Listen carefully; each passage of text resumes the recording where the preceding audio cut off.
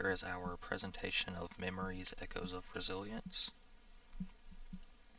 The overview: Memories, Echoes of Resilience is a game that takes place in Atlanta, Georgia, from the perspective of a young boy named Arwen Thompson, who has been diagnosed with ASD, or autism spectrum disorder.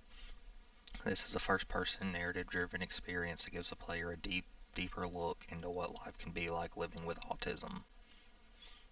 Importance: Memories, Echoes of Resilience is very important because it is meant to bring awareness and educate individuals who are afflicted with ASD. This project was also further inspired by individuals in our lives, both friends and family, who live with autism.